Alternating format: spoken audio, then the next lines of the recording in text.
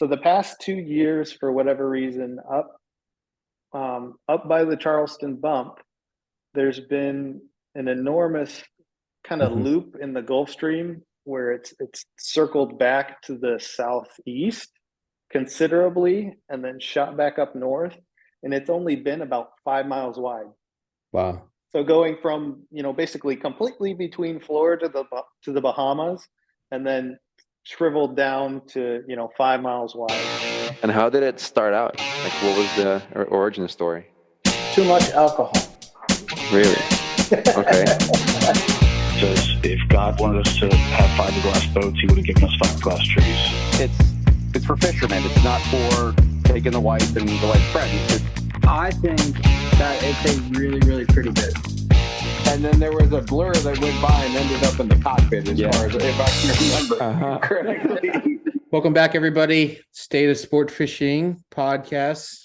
Anthony Pino here with Hook Optics and presented by the Billfish Company. Today we have an exciting guest, Anthony Burns from ROFSS, analyst from ROFSS, and I know a lot of people have been waiting to hear about some sea surface condition analysis, and we got the people that pretty much pioneered it. So Anthony, thank you for joining us, and tell us a little bit about ROFSS and tell us a little bit about yourself as well. Yeah, absolutely. And thank you for having me. I really appreciate what you guys do with this podcast.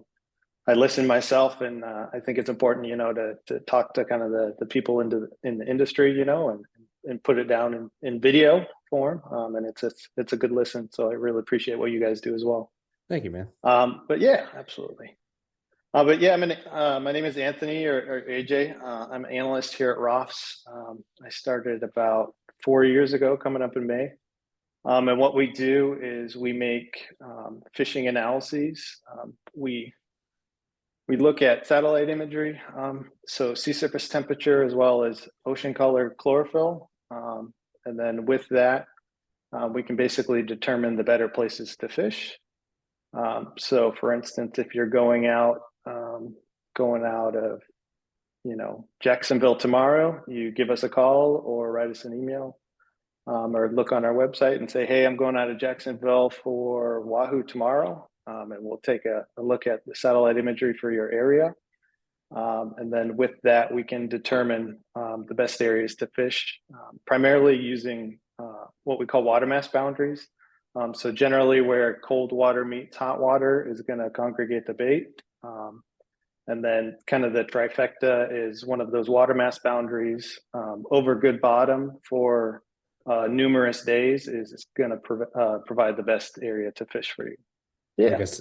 Like I said, I've been using, when I first started running the Blood Money, my boss and I were very reliant on ROFSS. And if anybody who's kind of just getting into the sport, I feel like ROFSS is the best way to go, because you kind of see what you're supposed to be looking for, and you guys' written analysis is a great tool as well, trying to understand exactly what's going on and what to be looking for. So like in the future, maybe you're fishing an area in a different country, maybe that ROFSS doesn't work with or something like that, and you can kind of, now you've understood what you guys what we're looking for, you guys as an analyst and us as fishermen. So right, the kind of the same standards apply wherever you go. Basically, you're looking for those edges over good bottom. But that is a great point, especially if you're just kind of starting out. We do provide you with a write-up as well as an image. In the write-up, we'll go over, generally what we've been seeing, the general currents or the movement of features and eddies. It's made mostly what we're looking for. And that can help you kind of figure out your area, or if you are going to a new area, kind of how features generally move. We were talking earlier, and that's really a pivotal moment, is kind of figuring out where your water generally moves, to be able to, not just follow the edge, but keep in front of it and keep working it, basically.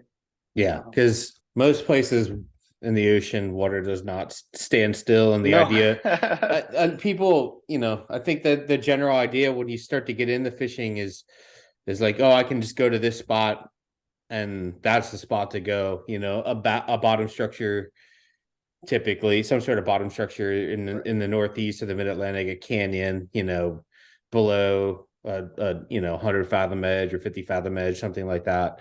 But the things that separate the boats that really do well and the boats that don't, I think, is the understanding of how water moves in certain things. The wind has a ridiculous amount to do with it. Generally how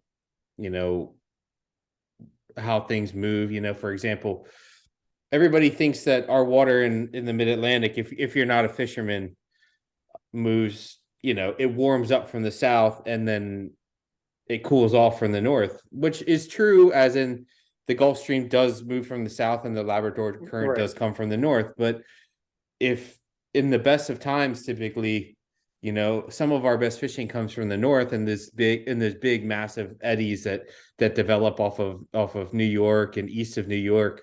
Like there's one now developing. Yeah. And I mean, that thing is what dreams are made of right now. It's been developed for like 3 weeks now. It's 68 degrees up east of Nantucket, 180 miles, 160 miles, something like that. That's 60-mile wide. that's exactly what dreams are made of, man. So things that are stability, understanding the stability of like an eddy and a finger of an eddy versus like an entire eddy, or maybe a big area that like kind of the eddy rips off like over your left shoulder. That blended blue area there can be super productive for us. So, but yeah, man, and it does differ between areas. Generally up north, like you say, there are those really big eddies that kind of form east of Georgia's banks there, and then they kind of work their way west and then southwest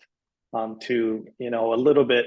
It can vary because the Gulf Stream is a little bit closer right there, but eventually it'll start interacting with the Gulf Stream down there off of Lake Norfolk Canyon or so. Yeah. And then even with the sailfish tournaments, we work those too, and we'll put the extra details in there because the Gulf Stream's going 2 to 4 miles an hour. So we'll say in the morning this is going to be where you're going to want to be, but either you're going to want to kind of jog north and set up on that same eddy, or work south. Do those features like down there, like say there's a little piece of water that's pushed to the west over some some ideal sailfish 100 foot areas, do those features move with the Gulf Stream, like kind of slower than the Gulf Stream but still push north, or will they stay in one spot? Oh yeah, no, they're ripping north with the Gulf Stream. So I mean, there will be eddies, and it's kind of we have to think about it a little bit, but it's like, okay, there's an eddy that's probably going to push through this area in like 2 hours. So like be ready and kind of hit it when you hit it. But and certainly the guys down in South Florida know that they'll see the water start boiling on the reef 100 yards down. It's like, okay, that's where this new current is basically going to push some water in, and then it's over in a couple hours. So the bite's going to be good, or it's about to shut down, so we need to catch them while we can, kind of a thing. Yeah. And then, I mean, one thing that for everybody to remember is that these conditions, whatever they are fleeting conditions. When the good conditions finally develop, there's only a limited time, and there's not always telling about how long it's going to last, but it's a fleeting thing. So, I mean, more so than anything, like you have to get out there if you're serious about catching them. Being there when the conditions are right and getting out there is going to be the difference between a mediocre season and a great season. Being out there on a handful of days sometimes. Right. So picking your days and seeing, oh, it does look really good, or it looks okay. Maybe I don't want to spend $800 on fuel, or that kind of thing. Yeah. So for sure. Yeah. So, I mean, what we're going to do, if you guys, are here for entertainment. I don't know if this is the one. I think we're going to nerd out a pretty good amount over these sea surface shots. Right. And I like I was telling you before the pod, I look every day at the north from Cape Hatteras and to east of New York or east of Nantucket. I look every day. I don't care what time of year it is. It's just something that's inherent in me. If there's not a cloud in the sky, I'm looking, and I'm just praying that things are moving in the right direction. So I'm and we're praying there aren't clouds too. Yeah, So yeah. Clouds. If there's a rain dance, we're doing the no cloud, the clear sky dance Yeah. every day, especially during the big tournaments, and just pulling my hair out, praying the wind blows, clouds off or whatever during big rocks. So Yeah. that is the one kind of caveat basically is with clouds, clouds are cold water. So those sensors can't see through a cloud. So Mm-hmm. but we do have ways to get around that, and one of the great things is we're looking at a stack of imagery. So during the summer when quite a few areas are on, I'm looking at different areas, but let's say last summer I'm looking at Hudson to Powell Canyon basically every day for 3 months straight, kind of a thing. So Mm-hmm. you get a really good idea of where things are going to be, even if it is a little bit cloudy. You can certainly make some really good educated guesses based off of the speed of things. So How many analysts do you guys have at ROFSS? we have 5. So there's the owner who also does analyses, and then 4 analysts. And then do you guys divide up in the regions of do you guys have like certain regions of expertise or? Yeah, we end up falling into different areas. It certainly Mhm. becomes easier to look at one area for an extended period of time. When you first start, you just because like I said, everybody has their own fishery. So in the beginning, you got to kind of look at everything to figure out how things move in different places. And then everybody's at that point now. And so, I mean, I personally like to look at the north because things move a little bit slower. And then, the South is, I've looked at that for a couple of years as well. And then we look at the Gulf and the Bahamas as well. So you bounce around, but it's certainly nice when you do get a look at the same stretch of water for a while. I got you. So how many different regions does ROFSS offer nowadays? Yeah. So we got the Gulf of Mexico. So Brownsville all the way over to Tampa. We have South Florida. We also have K-Sal for the Wahoo guys. And then that extends all the way up to the Gulf of Maine. And then we have the Bahamas, Cabo, Bermuda, Hawaii. And I think that's it. We're adding new areas every year. It's just kind of a demand thing, but certainly, the kind of follow the big tournaments. But if you have an area, certainly drop us an email and say, hey, we've been fishing out here, and as long as we have enough people interested, we can pull the imagery for anywhere. It just has to be worth it. So Gotcha. Yeah, fantastic. I'm sure any more people are asking from all over, all sorts of places. Oh, so. Yeah. So. Grenada, we'll get, Costa Rica certainly on the list, and all the good spots for sure. So cool. So, I mean, I think it's all important stuff to like, if you're going to go fishing, you got to know, it just helps a lot more. It just takes away from the guesswork. It is. And like you said, certainly, before satellite imagery, guys were catching fish, right? You would go out and you would see the water, and you would kind of formulate your own game plan based off of what you can see. And now we just provide a wider view, basically. Mm-hmm. And with that, the bottom fishing but looking at a good piece of bottom. So, you can just go out to the Hudson Canyon every day, and it is what it is. And people the do canyon, that. Yeah. And the canyon provides the bait. And so the predators will come in there. It's just when you can get that with some nice blue water over it, it's going to be lights out. So it's just the extra piece of it. Yeah. It's just like anything, being in the right place at the right time. 2 hours in the right place versus all day in the wrong place is typically gonna be favorable, for the 2 hours. I mean, I've experienced this shoot. We've picked up and moved I don't know. I think my record is like 7 times in Ocean City on one day of Ocean City yeah. fishing, and eventually you find the right thing, or maybe there's not enough features out there to stay in one spot. You fish it until it doesn't produce anymore, then you have to go looking for other features. So if you don't mind, I would really love to nerd out on some of these shots. And we were talking earlier about the Northeast, but I know I've had multiple requests for like South Carolina to Cape Hatteras too. So I don't know how easy those are to pull up. I know those are much more, those are quick moving Yeah, they're fisheries just there. Yeah, they're a little bit more dynamic, with the Gulf Stream right there.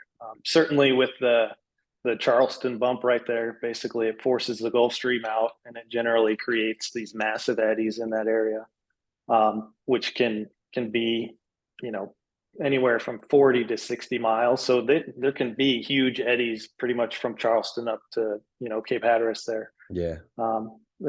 That's exactly what happened last year with Big Rock. It was like, oh man, basically an eddy sat out front there for like a week, and it was, where's the best place to go? And it's like, well, the really good water is in 30 fathoms, but that's not really prime choice for blue marlin. So your only option is fishing the kind of blue to blended blue eddy core, or going all the way out to the stream, so it's always interesting. But yeah, we could look at something. And I got fishing stories too, if you want to go over that. I pretty much grew up fishing out of San Diego on long range tuna trips. Oh, I got you. So if you want to talk about that, I could talk about for hours. So. My girlfriend has been begging me. She used to work out in LA, and she used to do those I would say long range, but medium range, 1.5 day, 2-day trips. Okay. Yeah. And she's been begging me to go out there. I love that fishery, man. It's super special, particularly right now with that bluefin out there. It's amazing. And then getting out, it's I'd say it's world class, getting out after those tuna. If you can go out for, a couple grand basically, and come home with, a literal ton of yellowfin tuna kind of a deal. It's well worth the money to go out for 7 days and eat, like a king basically, and it's catch fish. It's an amazing fishery. And then even the 2-day, like 2-3 day bluefin trips they're like super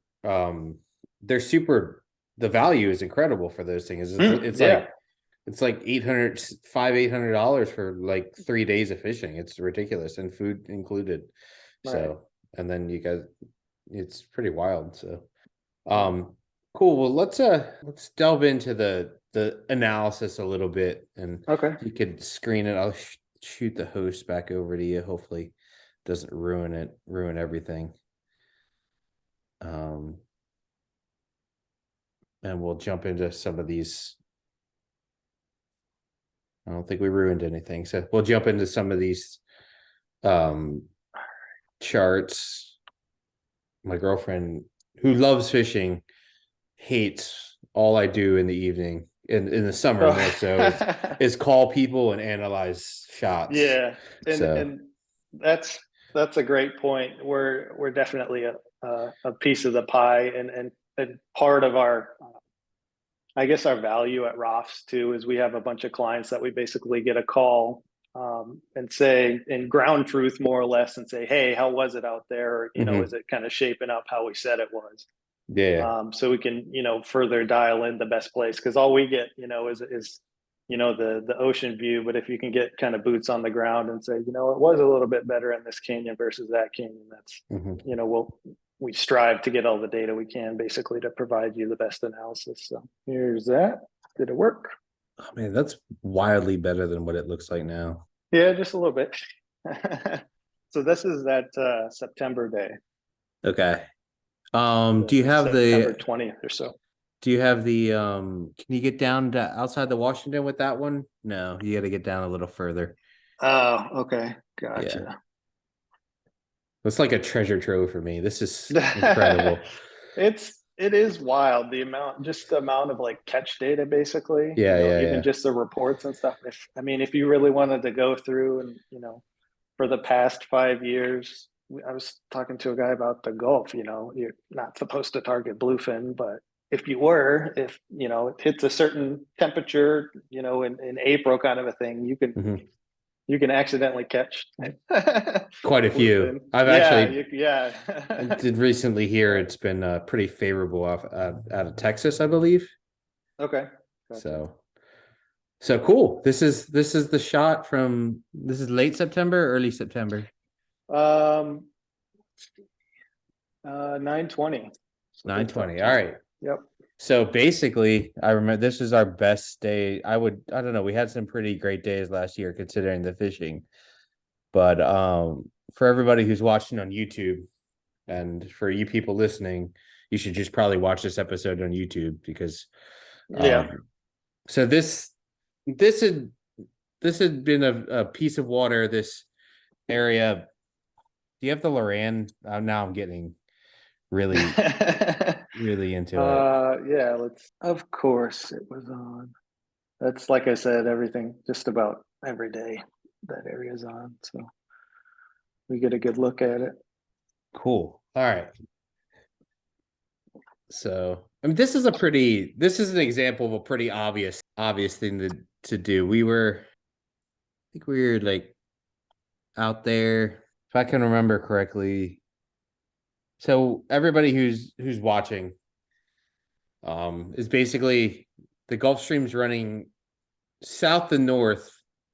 Yeah, the Gulf Stream is out there about 108, 110 miles out of Ocean City, which is actually kind of ridiculously close. And it's kind of wild that we didn't have better fishing with how close that is, but we just never had enough east wind to push much more than what we have here.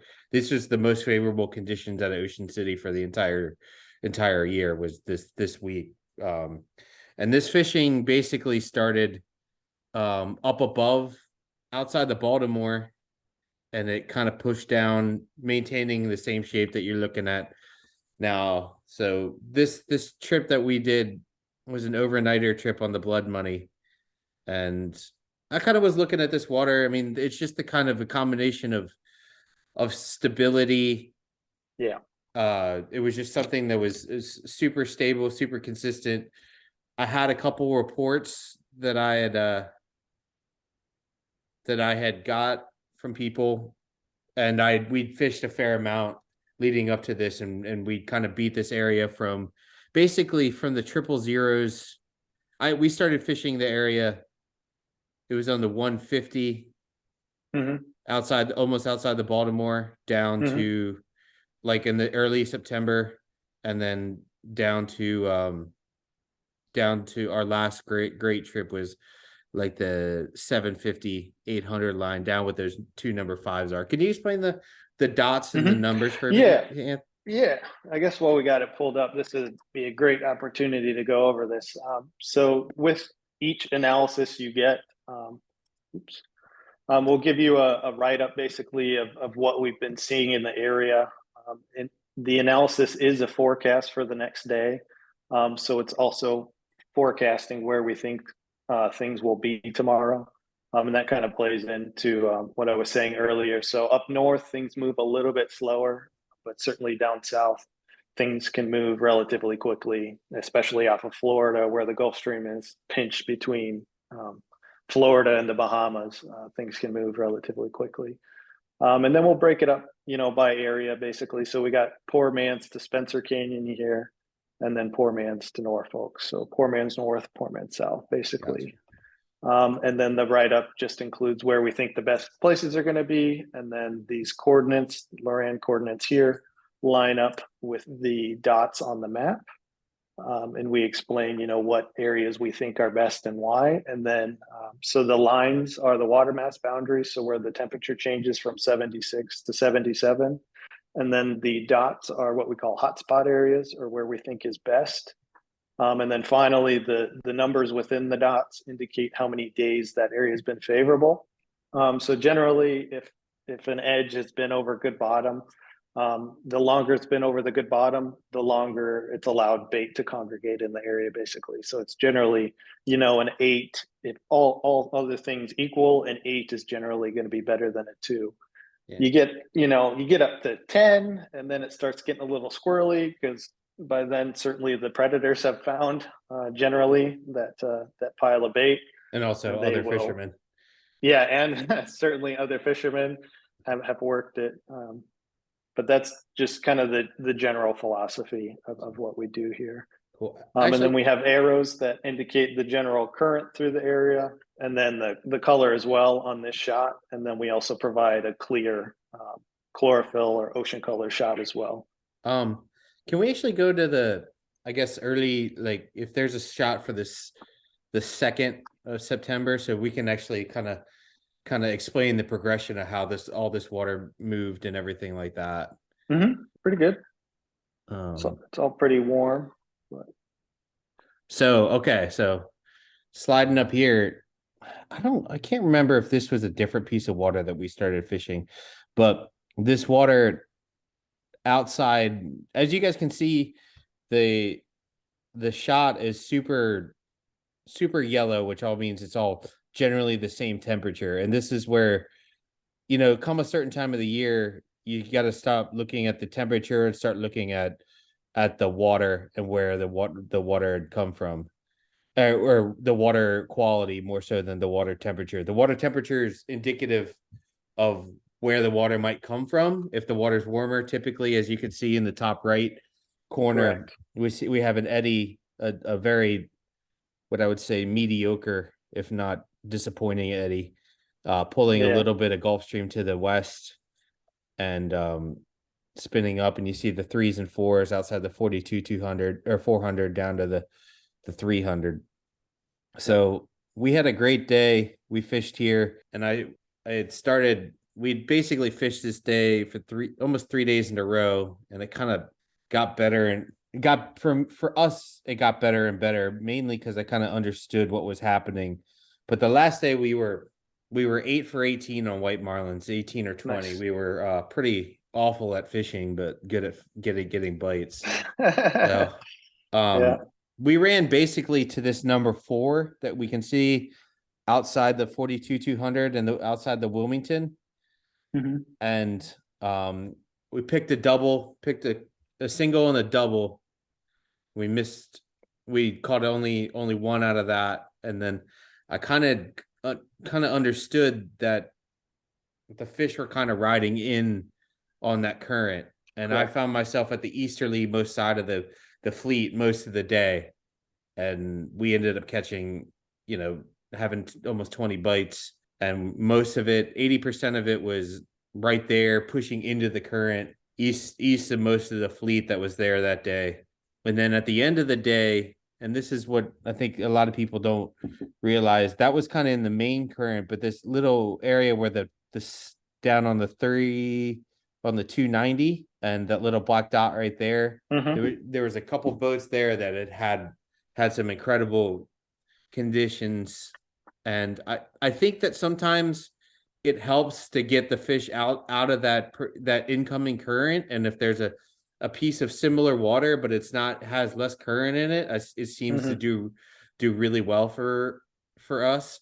And so we had like a dozen bites in that bluer water pushing into it, and then it kind of fizzled out. I don't know if the fish were just, that group of fish, it kind of fizzled out and pushed past me, or there just wasn't that many, there wasn't any left. There wasn't a whole pile of bait in that area. It was just kind of fish there. But then I ran to the southern end of that, down on the 290, it looked like, kind of a more blended water. Correct. Yep. And found myself in an area with a couple other boats. As you guys can see it outside the Wilmington there, in the chlorophyll shot, you can see kind of the main, that little finger that pushed to the south a little bit outside the dump site. Yeah. And I ran there, and the water was kind of a little bit more stagnant. There wasn't as much a westerly current, but the bait was there and the tunas were there, and there was another 6 bites of white marlins that we only caught 2, but there was an immense amount of life. So I ran down there probably 8 miles, kind of out of over eavesdropping on a couple people on the radio and kind of thinking, that kind of, I've been successful in those little areas south, outside of those main incoming currents sometimes. So Yeah, those absolutely. are some really good days. And I don't know, it was just one day it kind of worked out for us. But I think in the morning when we first got there, being pointed east into that prevailing current was a big deal. And I only remember that because years ago, I watched the Billfisher and Big Wave Dave on the Wound Up in a similar situation, but outside the Norfolk in a much prettier condition than there, do the same thing. And I was too young and dumb to realize what was going on. But after 8 years, I kind of figured it out. But that I remember them catching a fish and then putting their bow right back into the current, and just not really like staying and working the same side, just catching a fish, doing a couple turns, and then if nothing good happens, they were pointed to the southeast, and similar situation to that. Gotcha. So that was a pretty good. It doesn't really look that. This was the best conditions we had all year. I mean, typically this is a mid-July sort of condition that we would have this sort of fishing, but man, we just didn't. This is end of September, and this was as good as it got. And we did have some incredible stuff going on. There's plenty of tunas, plenty of white marlins, even white marlins cutting on those little sardines at certain points. So it was really great stuff. Ideally, we would like that mass of blue water in the top right to push into the canyon, to the Wilmington, the Baltimore Canyon.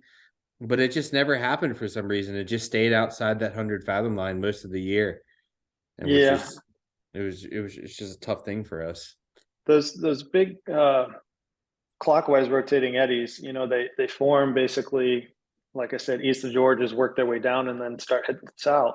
But you mentioned earlier with the Gulf Stream right here, in particular, it will start to pull those off back to the east before they can really work all their way down. And they almost unwind and actually change the current and pull it back out if they're close enough.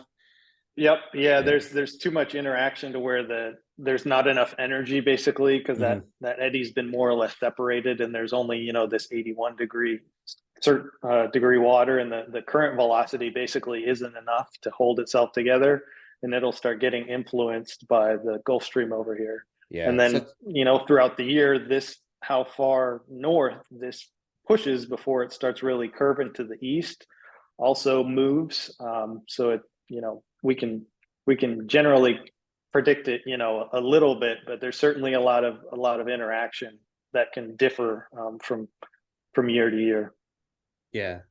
How do these eddies, and I mean any eddy from the ones to the south, the smaller, faster moving ones south of Cape Hatteras, and the much bigger ones to the north, how do they form, AJ? Like, I've always wondered. My theory is that big winter storms typically form them, but that's just a theory of mine. You can probably tell me. Yeah, and we'll actually I'll send you something that's like a little movie that can basically show one of those big ones up to the northeast form, or one of the larger like loop current eddies, and how those generally form. But the Gulf Stream or the loop current basically curves so much and creates almost a U shape, which then breaks off and creates its own circle for those larger eddies. And then the smaller, what we call frontal eddies, so the little ones along either side of the Gulf Stream, basically, those will form in different cases. A lot of the times, the ones to the south, they actually form coming through the Yucatan Channel. So where it gets pinched between the Yucatan Peninsula and Cuba, there's basically forces through there that will spin off eddies on the western side, which then ride, all the way up around the loop current, all the way around past Florida and all the way up. So a lot of those eddies, they'll start all the way down basically off of Mexico, or sometimes in the Gulf, depending on what's going on, and then ride all the way up. Wow. Sometimes with the different capes, Cape Hatteras, Cape Fear, they'll get pinched in there if there's, a big feature off to the west. Sometimes they'll get pinched and they'll kind of disintegrate. But a lot of the times we can follow those eddies pretty much all the way up from Mexico and all the way around and all the way, off to wherever, basically off the mid-Atlantic. So interesting. I Yep. never looked at it that. I like to think that Broad I look scale, at things pretty broad scale, but not that macro. Right. So, yeah. We get a big view. Luckily, it's interesting. Yeah, we were. I was just reading a paper, and they were talking the Charleston bump out there. They actually, before satellite imagery, they basically thought the Charleston gyre was there more or less all of the time, because every time they went out there was a big eddy, and it just so happens that they form so often through that area, but it's not like a solitary feature. Yeah. And, one forms and pushes up, once every 2 weeks or whatever it is. So it's interesting. Wow. Dude, I'm fascinated by it. Like, I could talk, like I said, we're probably nerding out for a lot of people, but I don't really care, because this shit's, that's just what I live for. For me personally, and kind of my background or whatever is I love to fish, and my dad is a science teacher. And so trying to apply the science of how to catch these damn things has really been my entire life. Like, I really love fishing, and science is really cool. And basically my whole life has been, how do I use science to learn how to catch more fish? Do you think that most fishermen are genuinely scientists? Like in a way, like, especially for sure, the better ones, especially, Yep, absolutely. Learning how to read the water and all that, and every marlin fisherman, could probably school a scientist on the minutia of billfish behavior, basically, and how they're going to react, or where they want. A lot of the times, and this is a lot of marine biology, is fishermen know these things, and then 20 years later we get to go, eureka, we proved it with fancy math, basically, kind of a deal. But until you prove it with fancy math, it's just anecdotal. Is there anything else with these kind of images? Let's do example. Can we find one in between this one, like maybe the 10th or the 12th or something like that? Absolutely. And then show people kind of how it kind of developed. And these are the best days I had this summer. But I thought that those, that's something completely different. So there had to have been some sort of weather event that, if I can remember correctly, an east wind or something that made this happen here. Because this was you can still see up outside the Baltimore where that eddy used to be, but it's kind of getting crushed by the Gulf Stream. Correct. There's this giant eddy that pushed up through here, and it just sucked this other eddy out, basically, like you said, and crushed it. And in general, we like, we'll go back here, in something like this, where this blue water is pushing inshore, like you said, that's generally the best area. We like kind of the leading edges of the eddy filaments, so where it's just starting to push in. And then certainly those areas more than this offshore flow of dirtier, greener water. And generally indicate scattered action. And then the leading edge is depending on which direction, because this eddy from the north outside the Wilmington is a north to south moving piece of water, whereas so you're going to want to be on more the southwest corner of things. Correct. Whereas the eddy in the 15th picture, the one we were just looking at, the more the Gulf Stream eddy, you're kind of going to be wanting to be on the northwest corner of things. Yes, absolutely. So this is the kind of the leading edge of that Gulf Stream eddy. And there was actually I can't remember who, but I just saw a great video of this guy fishing. Like, you can see he posted his track, basically, and he's just slowly zigzagging northwest, basically perfectly following the eddy filament as it continues to push northwest. So it was a great visualization. But so, and then so that was, if I can remember correctly, when this piece of water pushed in the way it was, this is a complete anomaly out of Ocean City to have the Gulf Stream do something like this. So but when it does, I have found when we do get a push like this, I have found that the blue marlin fishing is considerably better coming from the southeast and east straight off the Gulf Stream versus to the north. In the other eddy, in the smaller eddy, that seems like the white marlin fishing and the tuna fishing is considerably better, where there's a lot more mahis and blue marlin in the southerly, the water that comes from the south and the east directly up the Gulf Stream. It seems like those species of fish tend to, the whites and the tunas prefer a little bit stabler, more slower moving body of water, where the blues kind of roll with the current.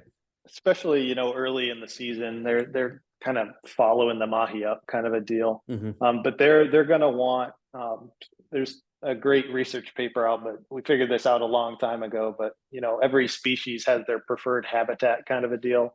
And marlin are going to want, above 74 degrees. And generally, the cleaner Gulf Stream related water is better. That's not to say they won't follow those eddies in. But just in a generalization, those tunas will, they don't mind a little bit more blended water.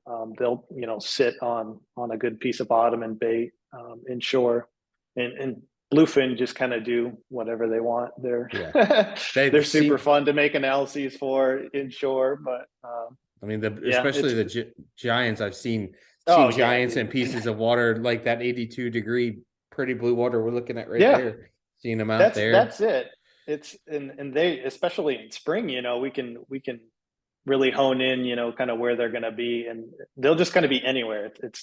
Is the problem. We can put you on a lot of, bluefin looking water. It's just hard sometimes to pick the best bluefin water when they can be, just sitting on a piece of bottom, or they can be sitting out in the Gulf Stream, or, so we gotta let you know based off of what we can see and, the reports that we're getting to put you on the best spot. But, and then I guess another, probably one of the more important things that we provide. So we'll give you this analysis. We like to send it out at least half an hour before we close. So if you do have any questions, we can talk to you. You can always talk to a physical person when you receive your analysis. So if you do have questions or you do want to game plan something, by all means, give us a call, and we'll talk it over with you.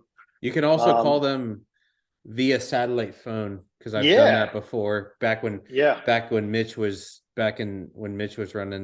still running the show, and that was back when we still had to print the things out and take them with us. Now it's on our phone. Not so much for faxes. Okay. But just I guess you're not 2010s, we were still like, they weren't on a tablet yet. We're on our phone. It was still printed out, and call we Mitch. Still send probably 2 faxes a year, but so you'll get your analysis, and then the following day between 10:30 and 12, you can call us, and we'll give you, so the imagery that we get is near real time, so it's about 2 hours old, but we can give you an up-to-date, basically right then, update of the conditions. So if things, did move a little wonky from the forecast, or, you're saying, oh, this is pretty good, but what about this plan B? Or maybe I should sit tight here.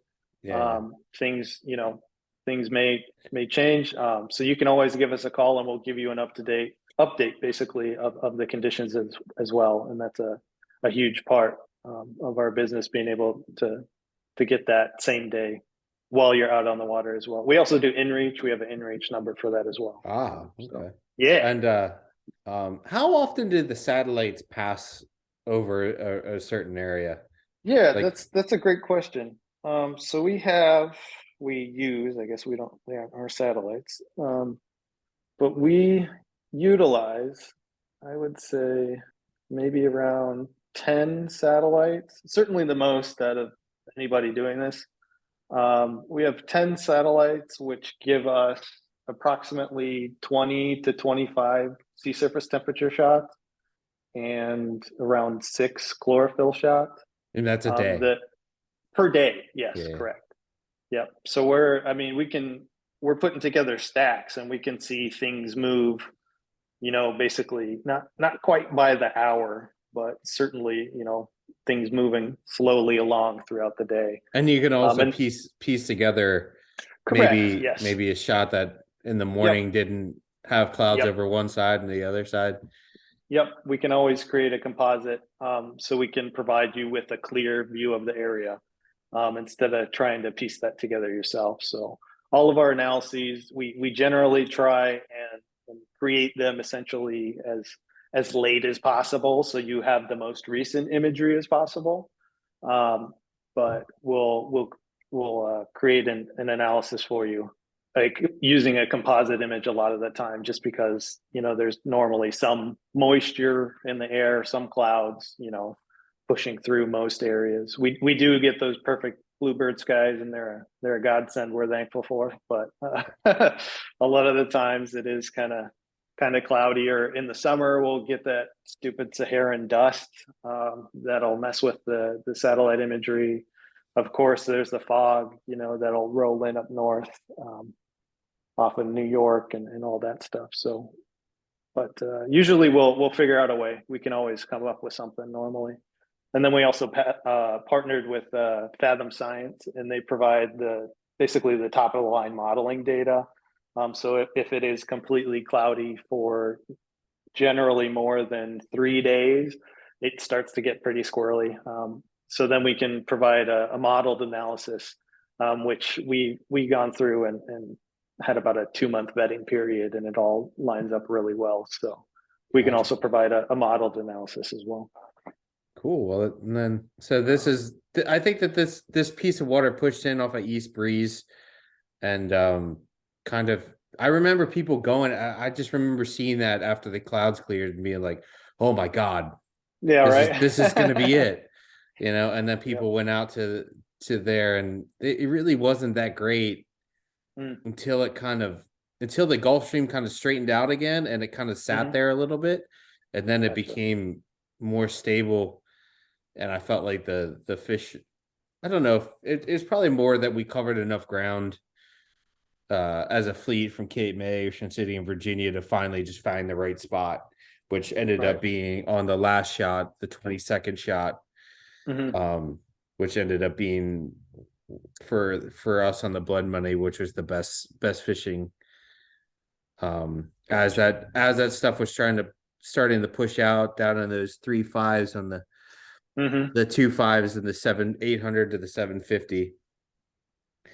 We had some incredible blue marlin fishing one day. Caught 4 out of 5, which is decent, more than a decent day. Yeah, and had a handful of white marlin bites too. But that was kind of, I set out. I remember, setting out on that 80, that 70, like in that little area, but on the southern 5, where I guess it's a 79 degree in between the 78 and the 80 degree. And I got there, and it was just the faintest of weed lines. And one thing for people, when you're going offshore and you're not fishing, you're fishing these surface conditions, it really, really helps if it's calm. Like when you're looking at this, sometimes that these features that a weed line or that you guys mark like this are not quite as easy to see. Yep. So if you're out there in deep water fishing these surface conditions, it really helps if it's calm. I've had days where people have gone out and I've chased a bite, and been the one had the bite on a super calm day, and then people get out there and it's 10 to 20 knots, and it's just not what it was. I mean, some days when you're going to go off adventuring out in the deep in the northeast, mid-Atlantic, in the northeast, you want it to be be calm. If it's going to be rougher, maybe try to find something that where the water overlaps into some structure to kind of hold Right. things together, because sometimes it's quite fragile out there. Yeah, we call it wind mixing, and that's probably a lot of why the eddy has certainly moved north, and this is all stretched out a little bit, but it's a little bit more of a blue green now. Yeah. And wind mixing will occur the further away that Gulf Stream that's feeding it extends. And then a great point that I always mention, if you have this feature on your fish finder, please put it on to where you can track the temperature, basically. So it creates a little line where it goes and it'll show you, if you drive over on your chart, it'll show you the temperature change. Because otherwise, you got to really keep an eye on just the number as it changes. Because I'm sure, as you know, a half degree edge can be huge sometimes. Sometimes if it is, yeah. On the days where there's really, like, in years like this where you're running out there in the deep looking for just praying for something. Yeah. Every little hump in that line graph can be something. It's crazy. The signs of life. The sort of stuff I found myself being able to set out on and catch some fish on. It's super minuscule, and the line graph is a huge tool. I'm really not happy you said that. But oh no, we can cut that out, right? No, it's an incredible tool. I think it's most fish finders have them now. Most of the Garmin's and the Furunos, Simrads have them now, and they're just kind of it's a little bit more visual cue. Yeah. Help you notice some of the small stuff, because sometimes it's very bland out there. Sometimes it all looks really good, and sometimes it all looks really shitty. Yeah. And you're looking for just something, anything, any sort of difference, and sometimes even a difference that the satellite doesn't pick up as well.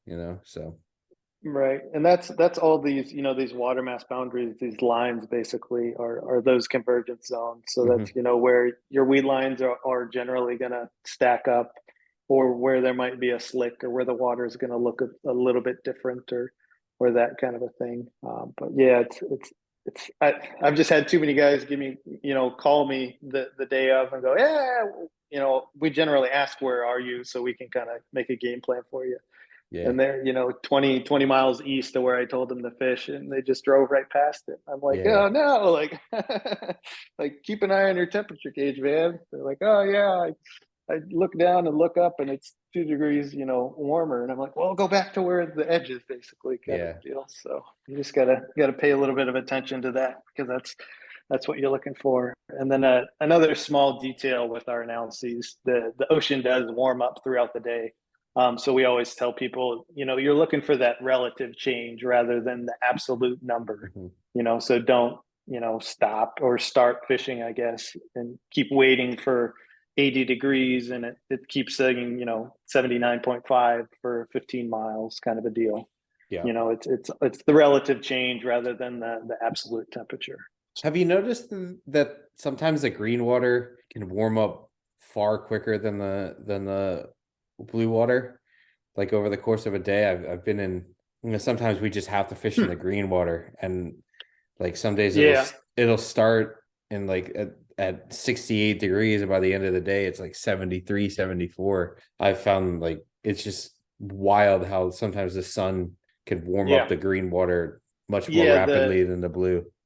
Yeah, that Gulf Stream water is kind of stable, and it's all moving, so it's all relatively, like, homogeneous, where that inshore water can certainly be a little bit more susceptible, I guess, because it's also shallower, so it's easier to warm something like that up. Yeah. But then I've certainly inshore water gets a lot colder. Some of the most interesting days, I'll say, come off of when I'm looking at Hudson to hydrographer, and there's a big rain, and just this giant green water plume moves south, 20, 30 miles overnight, basically. I'm like, well, yeah, but it's the conditions are always changing, but we're able to track it pretty well. What's the wildest anomaly you've seen? That's a great question. You know, I was thinking you might ask me what's the craziest thing I've seen. Yeah, so every year is different, and I feel like I'm generally not confused, but in awe of the things the ocean does. So the past 2 years, for whatever reason, up by the Charleston bump, there's been an enormous kind of Mhm. loop in the Gulf Stream where it's circled back to the southeast considerably and then shot back up north, and it's only been about 5 miles wide. Wow. So going from, you know, basically completely between Florida to the Bahamas, and then shriveled down to, you know, 5 miles wide.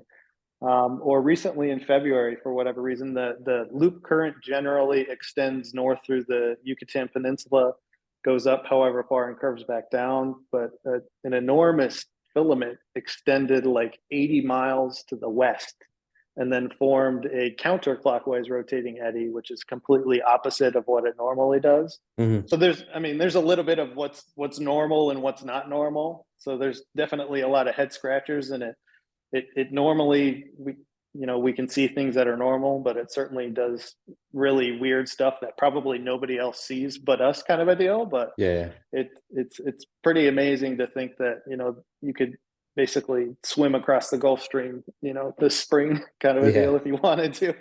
Pretty Weird wild things stuff. like that. I remember Yeah. one year, I don't remember what it was, 2013, 14, maybe somewhere like that. But there had been some water that came out of the Delaware Bay that extended all the way down to inside the Washington Canyon.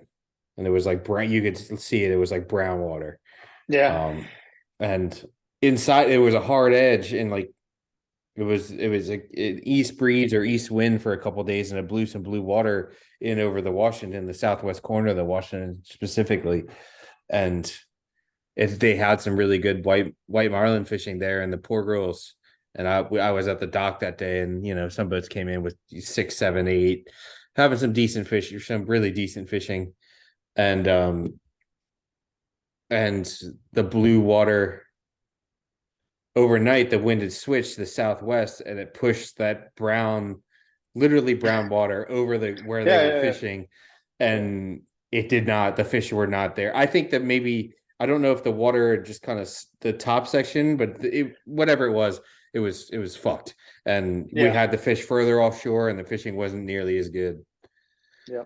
That'll certainly happen. You know, you mentioned that, but the brown water, the density is different, you know, so there'll be basically the brown water on top. But yeah, that'll happen in the Gulf too. We'll see brown water extend south off the Mississippi Delta as far, like if you went west out of Naples, you'd get out to Mississippi brown water sometimes. Like, it's insane. These, you know, basically 80 miles of this Mississippi water just heading straight south, miles and miles sometimes. Yeah. So. Do you know if that water, water typically push over water, or is it just like, is it pretty, like, does it extend down like 20, 30 or 100 feet? Like, is it like just the top, or like on the...